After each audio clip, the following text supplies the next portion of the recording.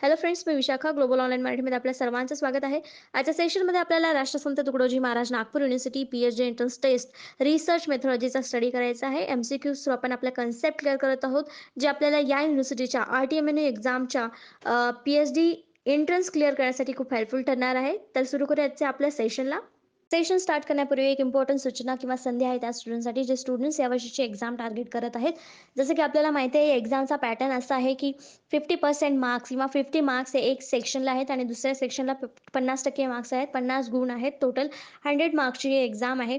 त्याच्यामध्ये पहिला part section A जो आहे तो रिसर्च मेथॉलॉजी आणि जनरल ॲप्टिट्यूडवरती आहे. रिसर्च ॲप्टिट्यूड आणि जनरल ॲप्टिट्यूड असं त्याला म्हटलं जातं. तर त्यामध्ये रिसर्चवरती 40 क्वेश्चन्स आणि जनरल ॲप्टिट्यूडवरती 10 क्वेश्चन्स असा हा रेशिओ असणार आहे. सो यासाठी आम्ही एक फुल कोर्स घेऊन आलो स्पेशली फॉर सेक्शन ए. ठीक आहे, ज्याच्यामध्ये तुम्हाला मिळणार आहेत 20 संपूर्ण अभ्यासक्रमावरील मॉक टेस्ट, ज्यामध्ये 10 मॉक टेस्ट या रिसर्च मेथॉलॉजीच्या असतील आणि उरलेल्या 10 जनरल ॲप्टिट्यूडवरती असतील. सोबतच संपूर्ण अभ्यासक्रमावरील notes, video lectures, 1500 plus MCQ PDF for research methodology. जसं की वेटेज रिसर्च मेथॉलॉजीला जास्त आहे सेक्शन ए मध्ये, तर त्यासाठी ही सरावासाठी एमसीक्यू पीडीएफ तुम्हाला आम्ही प्रोव्हाइड करत आहोत. असा हा फुल कोर्स आहे 599 रुपयाला. इकडे दिलेल्या व्हॉट्सअप नंबरवरती तुम्ही मेसेज करून लगेचच रजिस्ट्रेशन करून लगेचच कोर्सला जॉईन होऊ शकता. हा कोर्स तुम्हाला गॅरंटेड सिलेक्शन करून देणार आहे, कारण असा हा कोर्स डिझाईन केलेला आहे की तुमचा सेक्शन ए एकदम परफेक्ट होणार आहे आणि फार थोडे पर्सेंटेज म्हणजे 50% मार्क व्हायला ह्याच्यामध्ये खूप हेल्पफुल होणार आहे सेक्शन ए मध्ये फुल कोर्समध्ये. ओके. तर लास्ट लेक्चरमध्ये आपण पहिले 3 टॉपिक सब टॉपिक बघितले होते युनिट फर्स्टमधले. आज युनिट फर्स्टमधलेच बाकीचे टॉपिक्स बघणार आहोत. त्याच्यावरचे एमसीक्यूज बघणार आहोत, त्याचे कन्सेप्ट्स बघणार आहोत आणि क्वेश्चन आन्सर्समध्ये त्याचं ते आन्सर कसं आलं ते देखील बघणार आहोत. तर पहिला प्रश्न आहे आपला, understanding or नोविंग the world through observation of real events is called. वास्तविक घटनांच्या निरीक्षणाद्वारे जगाला समजून घेणे किंवा जाणून घेणे याला म्हणतात. कशाला म्हणतात? ऑप्शन्स आहेत टॅनॅसिटी, रॅशनलिझम, एम्पिरिसिझम, इंट्युएशन. तर बुद्धिमत्ता, अनुभव की अंतर्ज्ञान. तर इथे आपल्याला विचारलेलं आहे की ज्याच्यामध्ये स्वतः आपण ऑब्झर्वेशन करणार आहेत, रिअल लाईफमधले जे इव्हेंट्स आहेत त्याला स्वतः आपण अनुभवणार आहेत, त्याला समजून घेणार आहे आपल्या स्वतःच्याच भाषेमध्ये, आपण स्वतः तिथे राहून. म्हणजे काय आहे, इथे आपल्याला एक एक्सपिरियन्स मिळणार आहे, इथे आपल्याला अनुभव मिळणार आहे. मग याचं करेक्ट आन्सर इथे काय असणार आहे? एम्पिरिसिझम म्हणजे अनुभववाद ज्याला म्हणतो आपण. स्वतः वास्तविक घटनांबद्दल निरीक्षण करून जगाला समजून घेणे आणि जाणून घेणे याला एम्पिरिसिझम म्हणतात, अनुभववाद असं म्हणतात. म्हणून आपलं करेक्ट आन्सर इथे सी आलेला आहे, एम्पिरिसिझम, अनुभववाद.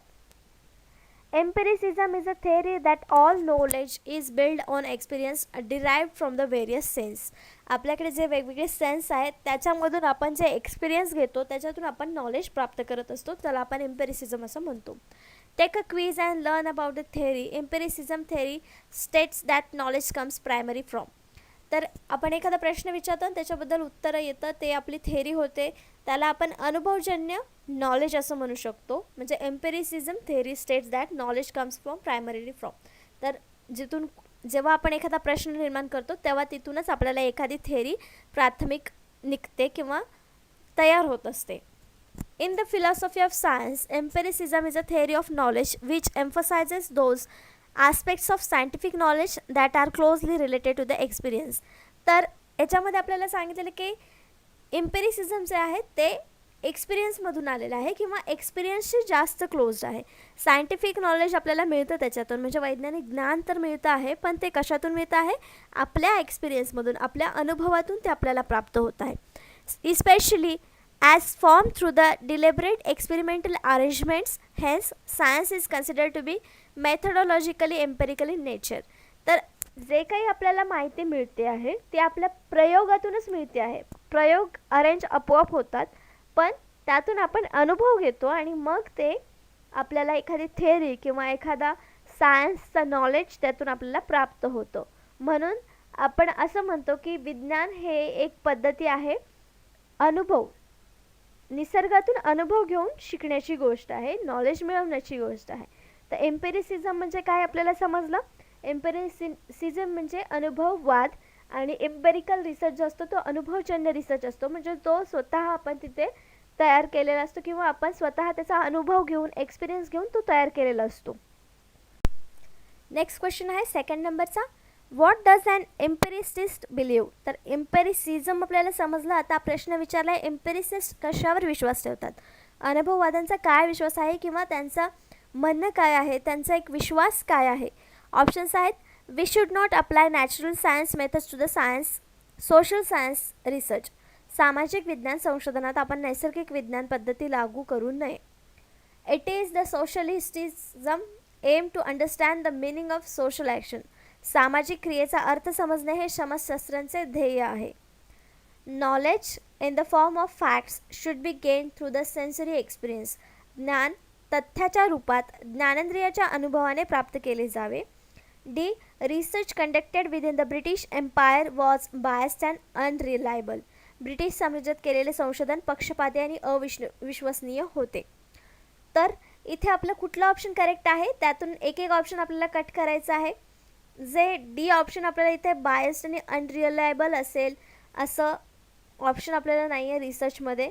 मग किंबहुना ते रिसर्चचं कॅरेक्टरिस्टिक्स नाही आहे. मग आपलं इथं ऑप्शन जे आहे डी ते सर्वात प्रथम कट होत आहे, म्हणजे डी ऑप्शन आपलं उत्तर नसणार आहे. मग पुढचं काय विचारलेलं आहे की it is a sociologist aim to understand the meaning of social action. सामाजिक क्रियेचा अर्थ समजून घेणे हे समाजशास्त्राचं ध्येय आहे का? नाही. त्याचे आणखीन वेगवेगळे ध्येय आहेत. आणि हा अनुभववाद्यांचा विश्वास असणार आहे का? तर नाही. मग बी सुद्धा आपला ऑप्शन नसणार आहे.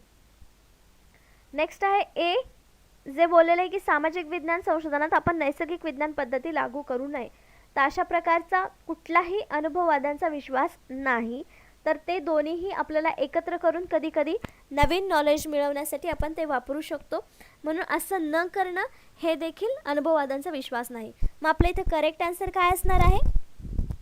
C, knowledge in the form of fact should be gain through sensory experience. तर आपण जे बघितलं एम्पिरिसिझम काय आहे, तर ते एक्सपिरियन्समधूनच यायला पाहिजे, स्वतःच्या ऑब्झर्वेशनमधूनच यायला पाहिजे. मग अनुभववादांचा विश्वास काय असणार आहे इथे की आपल्या स्वतःच्या ज्ञानेंद्रियाच्या अनुभवाने प्राप्त केलं जावं. जे काही ज्ञान आपण मिळवणार आहे ते आपल्या अनुभवाने प्राप्त केलं जावं, हा अनुभववाद्यांचा विश्वास असणार आहे. Empiricism in philosophy, the view of all concept originate in experience. ते मागाशीच बघितलं आपण की एम्पिरिसिझम हे ओरिजिनेट कशातून होतं आहे? एक्सपिरियन्समधून, म्हणजे अनुभवातून ते उगम पावत आहे. That all concepts are about applicable to things that can be experience. हे कन्सेप्ट कशाशी लागू आहेत? ज्या गोष्टी आपण एक्सपिरियन्स करू शकतो, अनुभव करू शकतो, अनुभव घेऊ शकतो, त्या गोष्टींशीच हे रिलेट करतं. Or that all rationally acceptable beliefs or propositions are justifiable or knowledgeable only through experience. म्हणजे यातून ज्या काही बिलीफ्स, विश्वास, जे गोष्टी मिळतात आपण एक्सेप्ट करतो, त्या सगळ्या कशातल्या असणार आहेत? एक्सपिरियन्समधल्या असणार आहेत, अनुभवातून आलेल्या गोष्टी असणार आहेत. म्हणजेच अनुभव बेस, एम्पिरिसिझमचा अनुभवजन्याचा बेसच काय आहे? एक्सपिरियन्स, अनुभव. नेक्स्ट क्वेश्चन आहे थर्ड नंबरचा, the importance of measurement in quantitative research is that. आपल्याला माहिती आहे रिसर्चमध्ये क्वांटिटेटिव्ह आणि क्वालिटेटिव्ह हे दोन प्रकार आहेत, म्हणजे दोन्हीला विरुद्ध किंवा वर्सेसमध्ये आपण त्याचा अभ्यास करतो, क्वांटिटेटिव्ह रिसर्च आणि क्वालिटेटिव्ह रिसर्च. तर क्वांटिटेटिव्ह रिसर्चमध्ये मोजण्याचं महत्त्व काय, मेजरमेंटचं महत्त्व काय आहे ते आपल्याला सांगायचं आहे. ऑप्शन्स आहेत, it allows us to delineate fine difference between people and cases. हे आपल्याला लोक किंवा प्रकरणामध्ये चांगले फरक स्पष्ट करण्याची अनुमती देते. मोजमाप जिथं करायचं आहे, मेजरमेंट जिथं करायचं आहे, तेव्हा तिथे आपल्याला साधी लोक आणि केस स्टडीजसाठी केसेस जे आपण निवडणार आहे यामध्ये फरक करण्यासाठी मदत करतं मोजमाप. बरोबर आहे हे आपलं स्टेटमेंट. नेक्स्ट स्टेटमेंट आहे, it provides consistent device to yardsticks. हे एक सुसंगत डिव्हाइस किंवा यार्डस्टिक प्रदान करते. म्हणजेच आपल्याला एक मोजमाप करण्यासाठी एक डिव्हाइस प्राप्त करून देतं, युनिट देतं असं देखील आपण इथं म्हणू शकतो की एक मोजमाप करण्याचं माप देतं, मापदंड देतं असं आपण इथं म्हणू शकतो. It allows for precise estimates of degree of relationship between concepts. हे संकल्पनांमधील संबंधाच्या डिग्रीच्या अचूक अंदाजांना अनुमती देतं. आपलं सेकंड स्टेटमेंट पण बरोबर आहे की ते आपल्याला एक मापदंड देत आहे. मोजायचं महत्त्व म्हणजे ते आपल्याला कुठल्याही गोष्टीचं मोजमाप करण्यासाठी मापदंड देत आहे. म्हणजे बी सुद्धा स्टेटमेंट आपल्या इथे करेक्ट असणार आहे. सी ऑप्शन काय म्हणते आपल्याला की हे संकल्पनांमधील संबंधाच्या डिग्रीच्या अचूक अंदाजांना अनुमती देते. ज्या काही संकल्पना आपण वाचणार आहोत किंवा नवीन संकल्पना पुढे येणार आहेत किंवा आपल्या रिसर्चमधून पुढे येणार आहेत त्यांना अंदाजांसाठी अनुमती देतं मोजमाप. मोजमापामध्ये आपण उदाहरणार्थ असं घेऊया की जेव्हा आपण 2 दिवसाचा कालावधी हे मोजमाप जर घेतलं तर तिथे आपल्याला अंदाज येतो की पुढच्या 2 दिवसामधला रिझल्ट हा असणार आहे. म्हणजे तिथं मोजमाप 2 दिवसाचं होतं. हे मोजमाप का महत्त्वाचं आहे क्वांटिटेटिव्ह रिसर्चमध्ये? तर या सगळ्या गोष्टींचा फायदा तिथे क्वांटिटेटिव्ह रिसर्चमध्ये होतो मेजरमेंटमुळे. मग आपल्या इथे करेक्ट आन्सर काय असणार आहे? D all of the above. वरील सर्व गोष्टी ज्या आहेत त्या फायदा आहे त्याचा क्वांटिटेटिव्ह रिसर्चमध्ये किंवा त्याचा इम्पॉर्टन्स आहे मेजरमेंटचा क्वांटिटेटिव्ह रिसर्चमध्ये. The purpose of quantitative research is to generate knowledge and create understanding about the social world. तर क्वांटिटेटिव्ह रिसर्चचा मेन एम काय आहे किंवा त्याचं पर्पज काय आहे, हेतू काय आहे? तर माहिती निर्माण करणं, त्याच्यामध्ये समज निर्माण करणं, सोशल वर्ल्ड म्हणजे सामाजिक जग जे आहे त्याच्याबद्दल अंडरस्टँडिंग निर्माण करण्याचं काम किंवा हेतू जे आहे ते क्वांटिटेटिव्ह रिसर्चचा आहे. Quantitative research is use by social scientist म्हणजे सामाजिक शास्त्रज्ञ जे आहेत त्यांच्याद्वारे हे प्रकारचं रिसर्च वापरलं जातं. Including communication research it to observe phenomena or occurrence affecting individuals. Social scientist are concern with the study of people. तर हे सोशल सायंटिस्ट कशाशी रिलेटेड असतात? तर लोकांच्या अभ्यासाशी रिलेटेड असतात. क्वांटिटेटिव्ह रिसर्चसुद्धा लोकांच्या इनडायरेक्टली रिसर्चशी रिलेटेड आहे. The author offers 3 reasons for our concern with measurement in research. Firstly, it allows us to delineate, find differences between cases or people. जे आपण म्हटलं की मेजरमेंटचा फायदा काय काय इथे आपल्याला सांगितलं की केसेस आणि पीपल या दोन्हीमधला फरक ओळखण्यासाठी मेजरमेंट आपल्याला आवश्यक असतं. General observation might be enough to detect extreme of opinion but measurement is needed for the more subtle variation that actually exist. जे खरं व्हेरिएशन्स तिथे प्रेझेंट आहेत त्यांना ओळखण्यासाठी ही मेजरमेंट्स आपल्याला गरजेची असतात. Establishing a measure once allow us to use it again later on with the same people with other providing the consistent benchmark. Finally by studying correlationship we have a bias for studying how closely concept relate to each other. So answer D is correct all of the above. All of the above का correct आहे? इथं आपण सांगितलेलं आहे की लोक आणि cases हे ओळखण्यासाठी आपल्याला मेजरमेंट्स मदत करतात. Next question 4 number.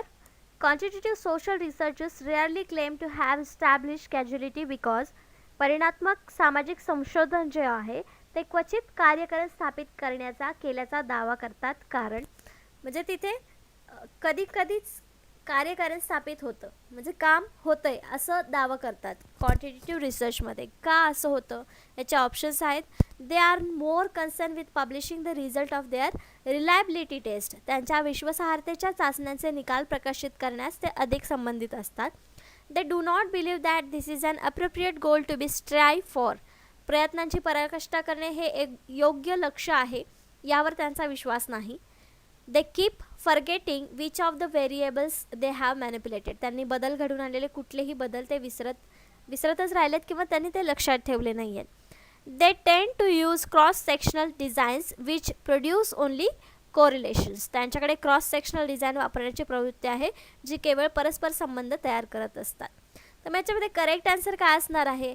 म्हणजे कुठलं रिझन असू शकतं की ज्याच्यामध्ये कॅज्युअलिटी निर्माण होत असते क्वचितच, पण म्हणजेच कधी त्याचं रिझन जे आहे ते आहे की they tend to use cross sectional design. याचं करेक्ट आन्सर आहे D. They tend to use cross sectional designs which produce only correlation. म्हणजे क्रॉस सेक्शन डिझाईनच हे क्वांटिटेटिव्ह रिसर्चमध्ये वापरले जातात आणि त्यामुळे त्याच्यामध्ये फक्त परस्पर संबंध तयार केला जातो. म्हणून त्याच्यामध्ये कुठल्याही प्रकारचा कार्यकरण नेहमी स्थापित होत नाही तर क्वचितच तोच स्थापित केला जातो. तर आता बघूया आपण की क्रॉस सेक्शनल डिझाईन्स का उपयोगी ठरत नाहीत किंवा कार्यकरण स्थापित का करत नाहीत, क्वचितच का करतात. then experimental design allows us to test for causal connection between variables because of the one variable. तर एक्सपेरिमेंटल डिझाईनमध्येच आपल्याला हे टेस्ट करण्याची परमिशन मिळते कॅज्युअल कनेक्शन व्हेरिएबल्समधले जे की आपल्याला क्वांटिटेटिव्ह सोशल रिसर्चमध्ये विचारलं होतं प्रश्नामध्ये, पण हे एक्सपेरिमेंटल डिझाईनमध्ये अलो केलं असतं. Because one of the variables that is independent or manipulated to track changes in other dependent variables. स्वतंत्र चल आणि अवलंबित चल असे दोन प्रकारचे चल असतात जे एक्सपेरिमेंटल डिझाईन्समध्ये असतात. कॉज आणि इफेक्ट्समध्ये ते काम करत असतात. However the most social survey research uses cross sectional designs. तर क्वांटिटी रिसर्चमध्ये सोशल सर्वे रिसर्च येतात आणि त्याच्यामध्ये क्रॉस सेक्शनल डिझाईन्स हे मोस्टली यूज केले जातात. Where such manipulation is not possible. जसं एक्सपेरिमेंटल डिझाईन्समध्ये इंडिपेंडंट व्हेरिएबल डिपेंडंट व्हेरिएबलमध्ये मॅनिप्युलेशन होतं, ते क्रॉस सेक्शन डिझाईनमध्ये पॉसिबल नाही होत बहुतेक वेळा. Consequently, degree of correlation between variables can be determined, but causality remains interferential. तर काही घटकामध्ये काय होतं की व्हेरिएबल्स डिटरमाइन होतात पण त्यांची कॅज्युअलिटी निर्माण होत नाही किंवा तिथे जागा घेत नाही. If you give answer B, you should recognize that very few researchers are interested in mere description of things. They usually want to find out why things are the way they are so that they can be remade by replicated. Causality is an appropriate goal, simply difficult to achieve. तर casualty जी गोष्ट आहे, जे गोल आहे ते simply achieve होत नाही, ते difficult आहे. मग हे एक्सपेरिमेंटल डिझाईनमध्ये शक्य आहेत कारण तिथे जे व्हेरिएबल्स असतात ते एकमेकांना मॅनिप्युलेट करत असतात. पण क्रॉस सेक्शनल्समध्ये हे शक्य नसतं. म्हणून आपलं तिथे करेक्ट आन्सर जे आलं होतं ते डी आलं होतं की क्रॉस सेक्शनल डिझाईन्स तिथे यूज केली जाते, म्हणून तिथे कार्यकरण स्थापित क्वचितच होतं. नेक्स्ट क्वेश्चन आहे 5th नंबरचा. Quantitative research has been criticise because. प्रमाणित संशोधनावर टीका केली गेली आहे कारण जे आत्तापर्यंत आपण क्वांटिटेटिव्ह रिसर्चबद्दल बघतो आहोत त्याच्यावर टीका केली गेली आहे. तर का केली गेलेली आहे ते आपल्याला सांगायचं आहे. ऑप्शन्स आहेत. The measurement process suggest a spurious and artificial sense of accuracy. मापन प्रक्रिया अचूकतेची उत्तेजक आणि कृत्रिम अर्थ सूचित करते म्हणून. The Reliance on instruments and procedure makes it high in ecological validity. साधनांवर आणि प्रक्रियांवर अवलंबून राहून ते पर्यावरणीय वैधतेमध्ये उच्च आहे म्हणून. It underestimate the similarities between object in natural and social words. हे नैसर्गिक आणि सामाजिक जगातील वस्तूंमध्ये समानता कमी लेखते म्हणून. डी ऑल ऑफ दी अबो. तर टीका केली गेली आहे याचं एकच रिझन असू शकतं, ऑल ऑफ दी अबो नसेल. मग याचं करेक्ट आन्सर असणार आहे ते आहे A. The measurement process suggest a spurious and artificial sense of accuracy. तर क्वांटिटेटिव्ह रिसर्चमध्ये आपण बघितलं की आकड्यांची रिलेटेड जे रिसर्च केले जातात ते इथे येतात आणि आर्टिफिशियल सेन्स ऑफ ॲक्युरेसी याच्यामध्ये निर्माण होऊ शकते किंवा कृत्रिम अर्थ याच्यामध्ये आपल्याला सूचित होत असतात. अशा प्रकारची टीका याच्यावर केली गेलेली आहे. तर काय हे क्रिटिक्स आहेत किंवा त्याच्यावरती गंभीर आरोप आहेत ते बघूया. Some critics of quantitative research see it as pretending that photograph is good representation of life rather than being a frozen instant of it. As a consequence, quantitative research is accused of assuming that social life is static. Clearly not case. तर त्यांनी काय सांगितलेलं आहे, quantitative रिसर्चमध्ये photograph खूप छान लाईफचं दर्शन आपल्याला देतं किंवा रिप्रेझेंट करतं असं सांगितलेलं आहे. पण क्वांटिटेटिव्ह रिसर्चमध्ये हे काय म्हणतं की लाईफ जी आहे, सोशल लाईफ जी आहे ती स्टॅटिक आहे. सांख्यिकीय गोष्टी त्याच्यामध्ये असतात जे क्लिअरली बाहेर येत नसतात. अशा प्रकारची टीका ते करत आहेत आपल्याला क्वांटिटेटिव्ह रिसर्चमध्ये. Further more the ontological basis of this kind of research oblige the social science researchers to regard people in the same way that physical science researchers regard nature. Again, clearly there is a world of difference. नक्कीच तिथे difference असणार आहे, दोन्हीमध्ये same नसणार आहे. सांख्यिकीय माहिती तिथे आपण रिसर्च करताना करतो, पण क्रिटिक्स असे म्हणत आहेत म्हणजे त्याच्यावरती आरोप असे आहेत की हे फोटोग्राफ आपल्या लाईफचं चांगलं प्रदर्शन करते असं दाखवण्यापेक्षा आपली लाईफ ही एक सांख्यिकीय माहिती आहे किंवा सांख्यिकी गोष्टीशी निगडीत आहे असं हे सांगते क्वांटिटेटिव्ह रिसर्च. म्हणून हे एक गंभीर आरोप आहे क्वांटिटेटिव्ह रिसर्चवरचा. नेक्स्ट क्वेश्चन आहे 6 नंबरचा. What is repeatability. पुनरावृत्ती म्हणजे काय. तर आपल्या ऑप्शन्स आहेत. रिसर्चच्या भाषेमध्ये रिपीटेबिलिटी म्हणजे काय आहे आपल्याला सांगायचं आहे. ऑप्शन्स आहेत. Variability due to different operators using the gauge और डिफरंट टाईम पिरियड्स और एन्व्हायरमेंट्स. गेज किंवा वेगवेगळ्या कालावधी किंवा वातावरण वापरून वेगवेगळ्या ऑपरेटरमुळे होणारी variability. Variability due to error in process, प्रक्रियेतील त्रुटीमुळे अस्थिरता. Variability reflecting basic inherent precision of the gauge itself, स्वतः गेजची मूलभूत अंतर्निहित सुस्पष्टता दर्शवणारी variability. Variability reflecting the basic inherent precision of the process view answer, प्रक्रियेची मूलभूत अंतर्निहित सुस्पष्टता दर्शवणारी व्हेरिएबिलिटी. उत्तर पहा. त्याचा करेक्ट आन्सर आहे सी, ज्याच्यामध्ये स्वतः गेजची मूलभूत अंतर्निहित सुस्पष्टता दर्शवणारी व्हेरिएबिलिटी म्हणजे रिपीटेबिलिटी होय. Repeatability is defined as reflecting the basic inherent precision of the gauge itself through which we are measuring the unit. तर रिपीटेबिलिटी म्हणजे काय आहे? ही एक क्वांटिटेटिव्ह रिसर्चमधली टर्म आहे, कारण आपण मेजरिंगसाठी ही वापरतो. एखादी गोष्ट जेव्हा सतत म्हणजे त्याची आपल्याला मापं घ्यायची आहेत आणि प्रत्येक वेळेला आपण त्याच गोष्टीचं माप घेतोय पण त्याच्यामध्ये डिफरन्स येतो आहे, त्यालाच आपण रिपीटेबिलिटी असं म्हणतो रिसर्चमध्ये. मग तेच आपल्याला इथे त्यांनी सांगितलेलं आहे की मेजरिंग युनिट आहे हे, ज्याच्यामध्ये एकाच गेजमधून आपण मशीनमधून किंवा एकाच गेजमधून एकाच वस्तूमधून प्रत्येक वेळेला तीच वस्तू चेक करतोय पण त्याचा रिझल्ट आपल्याला वेगवेगळा येतोय, त्याला रिपीटेबिलिटी असं आपण म्हणतो. नेक्स्ट क्वेश्चन आहे 7th नंबरचा. In contrast to deductive reasoning, inductive reasoning dash dash. निष्ठ तर्क विवेकपूर्ण तर्क यांच्या विरोधाभास, म्हणजे डिडक्टिव्ह रिझनिंगच्या कॉन्ट्रास्टमध्ये त्याच्या इंडक्टिव्ह रिझनिंग काय आहे किंवा कसं आहे. ऑप्शन्स आहेत. Involves conclusion that are more or less probable, अधिक किंवा कमी संभाव्य अशा निष्कर्षांचा समावेश आहे. Is less descriptive of human thoughts process, मानवी विचार प्रक्रियेचे वर्णन कमी करते. Moves from general principle to particular conclusion, सामान्य तत्वामधून विशिष्ट निष्कर्षाकडे वळते. Should be avoided in science whenever possible, जेव्हा शक्य होईल तेव्हा विज्ञानात टाळलं पाहिजे. तर डिडक्टिव्ह रिझनिंगच्या तुलनेत इंडक्टिव्ह रिझनिंगचं काय महत्त्व आहे आपल्याला ऑप्शन्सपैकी सांगायचं आहे. तर moves from general to principle हे डिडक्टिव्ह झालं.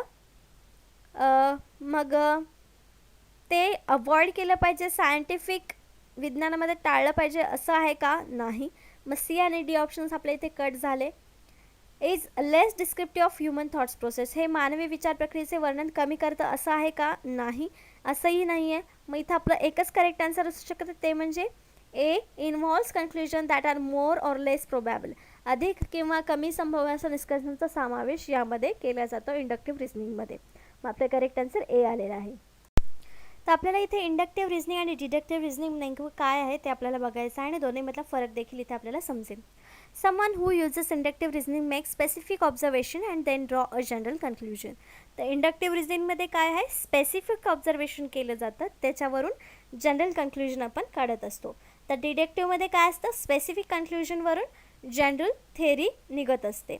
तर इथे उदाहरण आपण असं घेऊ शकतो की every quiz has been easy therefore the test will be easy. Example त्यांनी दिलेलं आहे इंडक्टिव्हचं की क्वीज इझी असणार आहे, प्रत्येक क्वीज इझी असणार आहे, म्हणजेच तिथे अख्खी टेस्ट जी आपली आहे ती इझी असणार आहे. म्हणजे हे इंडक्टिव्ह रिझनिंग झालं. जनरल कन्क्लुजन जेव्हा काढतोय आपण तेव्हा स्पेसिफिक ऑब्झर्वेशनचा विचार करतो आहे. नंतर डिडक्टिव्हमध्ये काय एक्झाम्पल दिलेलं आहे? All student in this class play guitar, Sam is the student of this class. मग त्यांनी जनरल एक्झाम्पल दिलं आहे डिडक्टिव्हमध्ये की एक क्लासमध्ये सगळे स्टुडंट्स गिटार वाजवत आहेत, म्हणजे सॅमसुद्धा त्याच क्लासमधला मुलगा आहे, म्हणजे सॅमसुद्धा गिटार वाजवत असणार. हे डिडक्टिव्हचं रिझनिंग झालं. जनरल स्टेटमेंट आपण काढतो, स्पेसिफिक कन्क्लुजन तिथे आपण काढतो आहोत. इंडक्टिव्हमध्ये अजून काय सांगितलेलं आहे? When you are using inductive reasoning, correct observation won't necessary lead you to correct general conclusion. जर इंडक्टिव्ह रिझनिंगमध्ये आपण स्पेसिफिक ऑब्झर्वेशनवरून जनरल कन्क्लुजन काढत असतो, पण इंडक्टिव्हमध्ये ते खरं असेलच असं नाही. तर या उलट डिडक्टिव्हमध्ये जे आपण रिझनिंग किंवा थेअरी कन्क्लुजन जे काढतो ती दोन्ही स्टेटमेंट जी असतात ती करेक्ट असतात. उदाहरण दिलेलं आहे इंडक्टिव्हमध्ये, the teacher use PPT in the last few classes, therefore the teacher will use PPT tomorrow. हे आपलं रिझन तिथं इंडक्टिव्हमध्ये असं दाखवू शकतो की आपण प्रत्येक क्लासमध्ये टीचरने PPT यूज केले असं दिलेलं नाही आहे आपल्याला. Last few classes teacher use केलेली आहे PPT. तर टीचर PPT उद्या यूज करेल असं आपण सांगू शकत नाही इंडक्टिव्ह रिझनिंगमध्ये. तेच डिडक्टिव्ह रिझनिंगमध्ये at the conference all people present are 30 or older. Maria is in the room, म्हणजे मारिया तिथे 30चे असणार आहे हे आपल्याला तिथे समजून येतं. म्हणजे ही जनरल थेअरी आहे. याला आपण डिडक्टिव्ह रिझनिंग असं म्हणू शकतो. तर हा फरक आहे इंडक्टिव्ह रिझनिंग आणि डिडक्टिव्ह रिझनिंगमध्ये. एक्झाम्पल्सवरून आपल्याला डिडक्टिव्ह रिझनिंग, इंडक्टिव्ह रिझनिंग हे दोन्ही क्लिअरली समजतं. Inductive reasoning specific to general and deductive reasoning specific conclusion follows a general theory. Next question आहे 8 नंबरचा. Which of the following sequence best describe the deductive logic of enquiry. तर deductive आपण बघितलेले आहे, reasoning काय आहे, deductive logic enquiry इथे काय विचारलेलं आहे. म्हणजे आपलं काय असणार आहे इथे, जनरल टू स्पेसिफिक. पुढीलपैकी कोणता अनुक्रम चौकशीच्या विलोमनीय लॉजिकचे उत्तम वर्णन करतो आहे. जनरलपासून आपल्याला स्पेसिफिकपर्यंत जायचं आहे. म्हणजे ऑप्शन्स बघा आपले काय आहेत, थेअरी, डेटा, हायपोथेसिस. डेटा पहिले यायला पाहिजे की थेअरी पहिले यायला पाहिजे की हायपोथेसिस पहिले यायला पाहिजे इथे आपल्याला सांगायचं आहे. तर data, theory, hypothesis. Data, empirical pattern, theory. Theory, hypothesis, data. Empirical pattern, hypothesis and theory. तर इथे करेक्ट आन्सर जे आहे ते आहे डी, थेअरी, हायपोथेसिस, डेटा. तर सगळ्यात मोठी काय असणार आहे, सिद्धांत असणार आहे. त्याच्यानंतर हायपोथेसिस म्हणजे त्याची गृहीतक असणार आहेत आणि मग सगळ्यात शेवटी डेटा असणार आहे. कारण डिडक्टिव्ह लॉजिक विचारलेलं आहे. हे जर आपल्याला इंडक्टिव्ह लॉजिक विचारलं असतं तर मग डेटा, हायपोथेसिस आणि मग थेअरी आले असते. पण डिडक्टिव्ह लॉजिकमध्ये पहिले सगळ्यात मोठा सिद्धांत, त्याच्यानंतर हायपोथेसिस, मग त्याचा डेटा येणार आहे. म्हणून इथं आपलं करेक्ट आन्सर डी आलेला आहे. जसं इथे डिडक्टिव्ह रिझनिंगचे एक्झाम्पल्स दिलेले आहेत त्यांनी. ऑल बर्ड्स हॅव फीदर्स, म्हणजे सगळ्या पक्ष्यांना इथे पंख असतात. हे एक डिडक्टिव्ह लॉजिक आहे. It's dangerous to drive on icy streets, म्हणजे बर्फाच्या रस्त्यांवरती गाडी चालवणं किंवा ड्राईव्ह करणं हे डेंजरस आहे. हे एक डिडक्टिव्ह रिझनिंग आहे. ऑल कॅट्स हॅव बीन कीन सेन्स ऑफ स्मेल, सगळ्यांना त्यांचा म्हणजे वासावरून गोष्टी ओळखण्याची एक क्षमता आहे सगळ्या कॅट्समध्ये. Cacti are plants and all plants perform photosynthesis, म्हणजे इथे आपल्याला जनरल गोष्ट सांगितलेली आहे की स्पेसिफिकपासून जनरल गोष्ट निघालेली आहे की कॅक्टी नावाचा प्लांट आहे आणि प्रत्येक प्लांट हे फोटोसिंथेसिस करतं. म्हणजे कॅक्टीसुद्धा फोटोसिंथेसिसची प्रोसेस करतं. हे जनरल फॅक्ट आपल्याला इथे डिडक्टिव्हमध्ये निघतं आहे आणि ते करेक्ट आहे. म्हणून हे एक डिडक्टिव्ह लॉजिकचं एक्झाम्पल आहे. Red meat has iron in it and beef is red meat. तर इथे पण त्यांनी आपल्याला एक जनरल स्पेसिफिक स्टेटमेंट आपल्याला मिळतं आहे, ते आहे red meat has an iron, म्हणजे रेड मीटमध्ये आयर्न असतं आणि रेड बीफ हे एक रेड मीट आहे म्हणजे त्याच्यामध्ये आयर्न असणार आहे. हे आपल्याला फॅक्ट इथं आपल्याला मिळतं आहे. म्हणून ते एक डिडक्टिव्ह रिझनिंगचं एक्झाम्पल आपल्याला इथे दिलेलं आहे. हे काही एक्झाम्पलवरून आपल्याला डिडक्टिव्ह रिझनिंग काय आहे, डिडक्टिव्ह लॉजिक आपल्याला काय आहे हे समजलं असेल. नेक्स्ट क्वेश्चन आहे 9 नंबरचा. A deductive argument is valid if एक वजाबाकी युक्तिवाद वैध असेल जर. ऑप्शन्स आहेत premises are false and conclusion is true, जर जागा खोटी आहे आणि निष्कर्ष खरे आहेत. Premises are false and conclusions are also false, जागा खोटी आहे आणि निष्कर्ष देखील चुकीचे आहेत. Premises are true and conclusion is false, जागा सत्य आहे आणि निष्कर्ष खोटे आहेत. Premises are true and conclusion is true, जागा खरी आहेत आणि निष्कर्षही खरे आहेत. तर डिडक्टिव्ह आर्ग्युमेंटमध्ये आपण बघितलेलं आहे की दोन्ही स्टेटमेंट हे जनरल स्टेटमेंट असतात आणि त्यावरून जे फॅक्ट निघतं ते देखील खरं असतं. म्हणजे इथं आपल्याला जे प्रिमायसेस दिलेले आहेत ते सुद्धा खरे पाहिजेत आणि आपल्याला निघणारं कन्क्लुजन जे आहे ते देखील फॅक्ट म्हणजे खरं असलं पाहिजे. मग आपलं करेक्ट आन्सर इथे काय असणार आहे, D. Deductive argument is valid, म्हणजे डिडक्टिव्ह आर्ग्युमेंट कधी असेल तिथे जागा कधी घेईल तर हे आपला ऑप्शन आहे. Premises are true and conclusions is true दोन्ही असेल तेव्हाच इथं डिडक्टिव्ह आर्ग्युमेंट प्लेस घेणार आहे. A deductive argument is sound if and only if it is both valid. जसं की आपण डिडक्टिव्ह आर्ग्युमेंटमध्ये बघितलं की दोन्ही ज्या स्टेटमेंट्स आहेत त्याच्यावरून आपण तिसरं फॅक्ट काढू शकतो, म्हणजे दोन्ही गोष्टी तिथं व्हॅलिड पाहिजेत. And all of its premises are actually truth, खरे असले पाहिजेत. Otherwise a deductive argument is unsound, मग तिथे डिडक्टिव्ह आर्ग्युमेंट होणार नाही जर तिथले एखादंही वाक्य जर चुकीचं असेल तर. According to the definition of deductive argument, the author of the deductive argument always intend that the premises provide the short justification for the conclusion whereby if premises are true. म्हणजे डिडक्टिव्ह रिझनिंगमध्ये, डिडक्टिव्ह आर्ग्युमेंटमध्ये प्रिमायसेसमध्ये म्हणजे statement जे असतात पहिले statement त्याच्यामध्ये आपल्याला clue असतो, last conclusion असेल त्याच्यावरती. म्हणजे कन्क्लुजन आहे ते सुद्धा खरं निघालं तरच ते एक डिडक्टिव्ह आर्ग्युमेंट असतं. नेक्स्ट क्वेश्चन आहे 10th नंबरचा. Inductive reasoning is based on or presuppose. आगमनात्मक तर्क, डिडक्टिव्हच्या अपोजिट इंडक्टिव्ह रिझनिंग जे आहे ते कोणत्या पूर्वस्थितीवर आधारित आहे? ऑप्शन्स आहेत युनिफॉर्मिटी ऑफ नेचर, निसर्गाचा एकसारखेपणा, युनिटी ऑफ नेचर, निसर्गाची एकता, गॉड क्रिएटेड द वर्ल्ड, देवाने जगाची निर्मिती केली आहे, लॉज ऑफ नेचर, निसर्गाचे नियम. तर कुठल्या आधारावर आहे इंडक्टिव्ह रिझनिंग? तर युनिफॉर्मिटी ऑफ नेचर, निसर्गाचा एकसारखेपणा या तत्वावर इंडक्टिव्ह रिझनिंग बेस्ट आहे, पूर्वस्थित आहे असं आपण म्हणू शकतो. म्हणजे याचं करेक्ट आन्सर आपलं ए आलेलं आहे. कसं तर बघूया. 2 types of inductive arguments. Inductive आर्ग्युमेंट्सचे 2 प्रकार आहेत. एक आहे statistical inductive argument and inductive argument which does not presuppose the uniformity of nature. ह्याच्यामध्ये नेचरचा विचार केला जात नाही किंवा निसर्गाचा एकसारखेपणाचा विचार केला जात नाही. For example 90% of college freshman can read beyond the 6th grade level. David is a college freshman, therefore David can read beyond the 6th grade level. हे इंडक्टिव्ह रिझनिंगचा आर्ग्युमेंट आहे, पण त्याच्यामध्ये स्टॅटिस्टिकल इंडक्टिव्ह आर्ग्युमेंट्स आलेले आहेत, पण हे uniformity of नेचरमध्ये नाही आहे. मग दुसरा टाईप कोणता आहे? Human inductive argument and inductive argument which presuppose the uniformity of nature. तर याच्यामध्ये निसर्गाचा एकसारखेपणा आपण दाखवू शकतो. each of the 100 college freshmen surveyed known how to spell logic. If we ask another college freshman, he or she will also know how to spell logic. म्हणजे त्याच्यामध्ये काय दिलेलं आहे की युनिफॉर्मिटी ऑफ नेचरमध्ये काय दिलेलं की भरपूर सारे एकाच वेळी भरपूर सारे कॉलेजेसमध्ये एक वर्ड सेम लिहिला जातो, तसाच दुसऱ्या जगातल्या कुठल्याही विद्यार्थ्याला तो वर्ड स्पेल करायला सांगितला तर सेमच येणार आहे. तिथं एकसारखेपणा आपल्याला दिसून येणार आहे शिकवण्यामध्ये किंवा आता स्पेल करण्यामध्ये एकसारखेपणा दिसून येणार आहे. म्हणून इथं आपलं करेक्ट आन्सर काय होतं? Uniformity of. तर अशा प्रकारे आजचे आपले 10 प्रश्न 10 कन्सेप्ट ज्या आहेत त्या इथे क्लिअर केलेल्या आहेत. आपण नेक्स्ट लेक्चरमध्ये याच टॉपिकवरती पुढचे अजून 10 प्रश्न घेणार आहोत, जेणेकरून आपल्या राहिलेला कन्सेप्ट देखील याच्यातून क्लिअर व्हावा युनिट 1 मधल्या. आजच्या लेक्चरसाठी धन्यवाद.